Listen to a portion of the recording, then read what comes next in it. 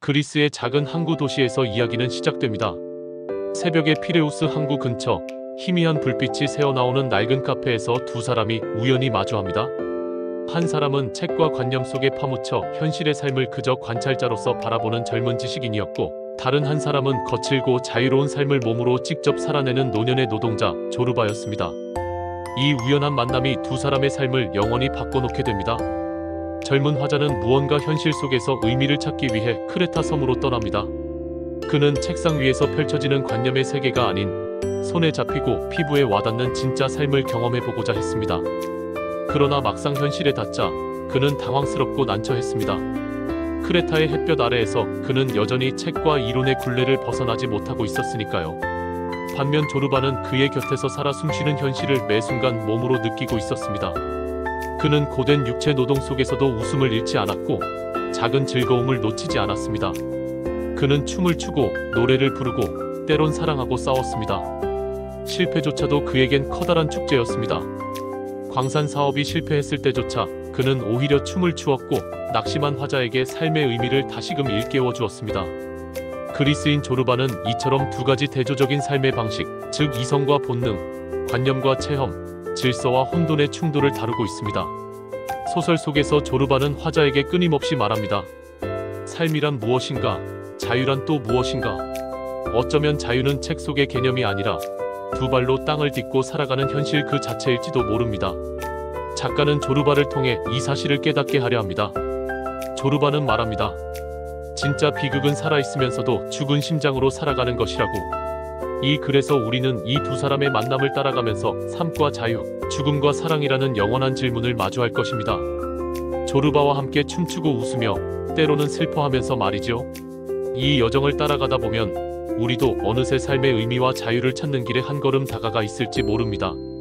카잔차키스의 그리스인 조르바는 서정적인 아름다움과 깊은 철학적 질문이 한데 어우러진 아주 특별한 방식의 이야기를 들려줍니다. 소설의 배경인 크레타 섬은 단지 무대가 아니라 살아 숨쉬는 하나의 인물처럼 묘사됩니다. 바람에 흔들리는 올리브 나무, 해변에서 부서지는 파도 소리, 흙과 바다의 냄새가 글의 틈새를 메우며 독자를 자연스럽게 그 공간으로 초대합니다. 문장들은 단순하면서도 생생하여 마치 오래된 친구가 들려주는 이야기처럼 쉽게 마음에 와닿습니다. 이 소설에서 가장 돋보이는 것은 인물들이 나누는 대화입니다. 특히 조르바와 화자의 대화는 때로는 웃음을 주고 때로는 깊은 생각에 잠기게 만듭니다. 밤바다를 바라보며 나누는 대화는 마치 우리가 일상의 한가운데서 문득 멈춰서서 인생의 의미를 묻게 되는 순간과 닮아 있습니다. 그들의 대화는 어렵거나 복잡하지 않습니다. 오히려 너무나도 직설적이고 솔직해서 독자는 그것이 전달하는 메시지를 자연스럽게 받아들이게 됩니다. 작품은 삶의 기쁨과 슬픔을 능숙하게 교차시키며 우리를 이끌어갑니다. 조르바가 엉뚱한 행동과 농담으로 웃음을 선사하다가도 문득 오르탕스 부인의 외롭고 쓸쓸한 죽음이나 과부의 비극적인 죽음 앞에서는 깊은 슬픔과 아련함을 느끼게 됩니다. 이런 감정의 대비는 마치 인생이 가진 본래의 모습, 기쁨과 비애가 공존하는 삶의 풍경을 있는 그대로 보여주는 것 같습니다. 서사 구조는 간결하지만 그 속에 깊이 있는 갈등과 깨달음이 녹아 있습니다. 이야기는 두 가지 큰 사건을 중심으로 흘러갑니다. 첫째는 광산 사업의 실패입니다. 조르바와 화자가 힘겹게 쌓아 올린 케이블 시설이 순식간에 무너져 내리는 순간은 비극적이면서도 이상하게 해방감을 줍니다. 그 실패의 현장에서 춤추는 두 사람의 모습은 실패가 단순한 끝이 아니라 새로운 시작일 수도 있다는 희망을 전합니다. 두 번째는 과부의 죽음입니다. 화자는 처음에 내성적이고 소극적인 성격 때문에 그녀와의 관계를 주저하지만 결국 용기를 내어 그녀에게 다가갑니다. 그러나 이 용기조차 마을 사람들의 편견과 폭력 앞에서는 무력해지고 화자는 인간의 어두운 면모를 마주하며 깊은 상처를 받습니다. 이 두 사건을 통해 우리는 화자의 내적 갈등과 변화를 깊이 느끼게 됩니다. 이 소설의 가장 강력한 힘은 바로 두 명의 주인공입니다. 조르바는 자유롭고 열정적이며 삶의 모든 순간을 온몸으로 느끼는 인물입니다. 그의 자유는 소유하지 않는 데서 옵니다. 필요하면 언제든 모든 것을 내려놓고 떠날 준비가 되어 있는 사람입니다. 반면 화자는 우리와 같은 현대적 인물입니다. 늘 고민하고 삶의 의미를 찾으려 하고 책에서 진리를 찾으려 합니다. 조르바와의 만남을 통해 그는 조금씩 변화합니다. 책으로 배운 세계에서 벗어나 삶 그 자체에서 배워야 할 것들을 깨닫게 되는 것입니다. 상징과 비유는 이 작품을 더욱 풍성하게 만듭니다. 광산은 인생의 축소판입니다. 그 속에서 우리는 무언가를 얻기 위해 노력하지만 결국엔 아무것도 보장되지 않는다는 것을 깨닫습니다. 산투리는 조르바의 영혼과 같습니다. 기쁠 때도 슬플 때도 그는 산투리를 연주하고 춤을 춥니다. 삶의 모든 감정을 온전히 받아들이는 그의 태도는 우리에게 깊은 감명을 줍니다. 화자가 쓰던 붓다의 원고는 과거의 자기 자신을 상징합니다. 조르바를 만나기 전까지 그는 관념적이고 이론적인 삶에만 빠져 있었습니다. 하지만 조르바와 함께하는 동안 그 원고를 불태우게 됩니다. 그것은 머리로만 이해하던 세계를 떠나 삶을 있는 그대로 받아들이기로 결심하는 순간입니다. 이 모든 요소가 어우러져 그리스인 조르바는 읽는 사람에게 깊은 울림과 영감을 줍니다. 독자는 단순히 이야기를 읽는 것이 아니라 책장을 넘길 때마다 조금씩 조르바를 닮아가는 자신을 발견하게 될지도 모릅니다. 그리스 크레타 섬의 작은 도시에서 태어난 니코스 카잔차키스는 평생을 여행하며 끊임없이 삶의 의미를 찾던 사람입니다. 그의 내면에는 끝없는 갈증이 있었죠. 마치 마르지 않는 샘에서 물을 길어 올리듯 그는 철학과 사상을 끝없이 탐구했습니다. 젊은 시절 법학을 공부한 카잔차키스는 파리에서 철학자 앙리 베르그송과 만나 생명과 힘에 관한 철학에 깊이 매료됩니다. 그곳에서 니체의 뜨거운 사상에도 심취하게 됩니다.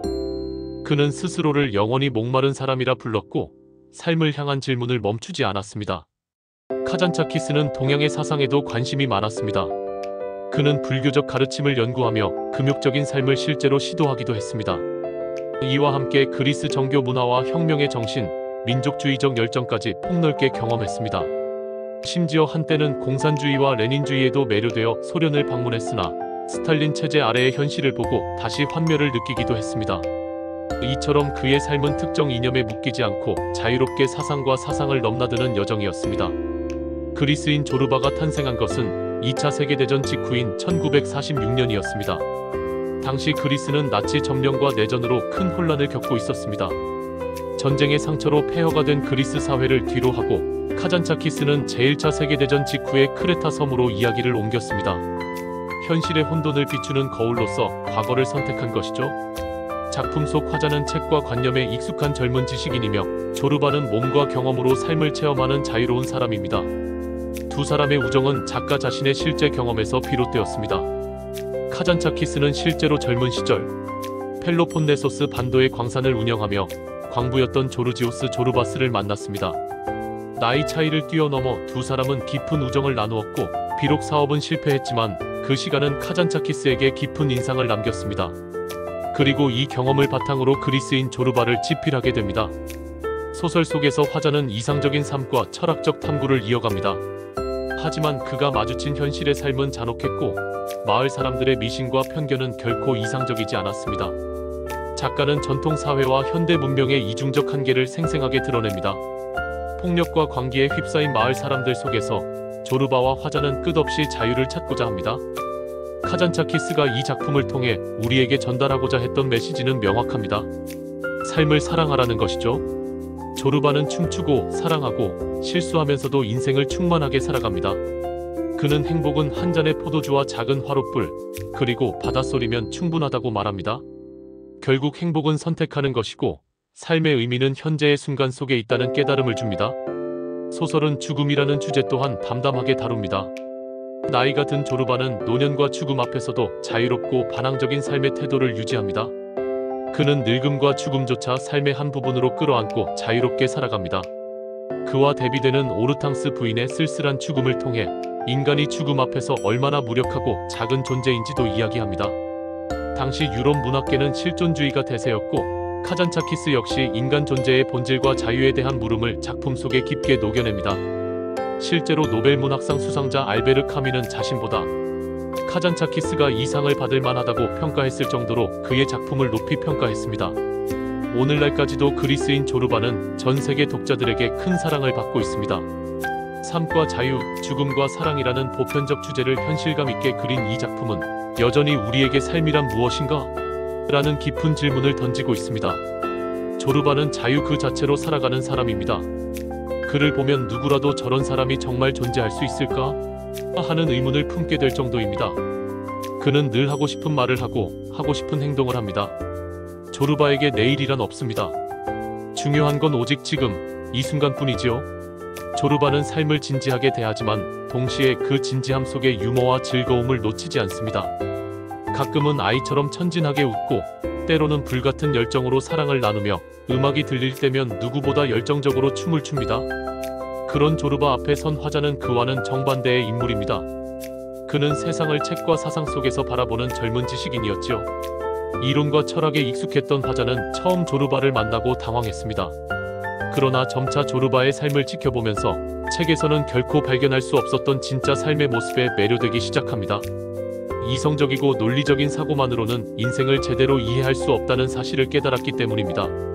조르바는 철학이나 이념을 비웃듯이 무시하지만 인간에 대한 애정만큼은 진실합니다. 그는 국가나 민족 같은 추상적인 가치보다는 눈앞의 사람, 지금 이 순간 함께 있는 이웃을 더욱 소중히 여깁니다. 조르바의 세계에서는 한 잔의 포도주, 한 조각의 빵, 그리고 사랑하는 이와 나누는 따뜻한 시간이 그 어떤 관념보다도 소중합니다. 세상이 잔혹하고 이해할 수 없는 일로 가득 차 있다는 사실을 누구보다 잘 알면서도 그는 오히려 그런 세상 속에서 기쁨을 발견합니다. 독자가 조르바에게 이토록 매료되는 이유는 아마 그가 우리가 감히 꿈꾸기조차 힘든 방식으로 자유롭게 살아가기 때문일 것입니다. 우리는 늘 해야 할 일과 주변의 시선에 얽매여서 정작 하고 싶은 일은 뒤로 미루곤 합니다. 조르바는 그런 우리에게 대리만족을 선사하며 인생을 이렇게 살아도 좋다는 용기를 줍니다. 하지만 물론 조르바가 완벽한 사람은 아닙니다. 가끔 그의 모습은 현대적 관점에서 보면 불편하거나 시대착오적인 면모가 있습니다. 특히 여성에 대한 그의 시각은 분명 비판의 여지가 있습니다.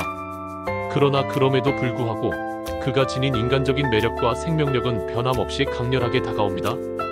무엇보다 조르바가 우리에게 전하는 진짜 메시지는 삶을 온전히 그리고 진정으로 사랑하라는 것입니다.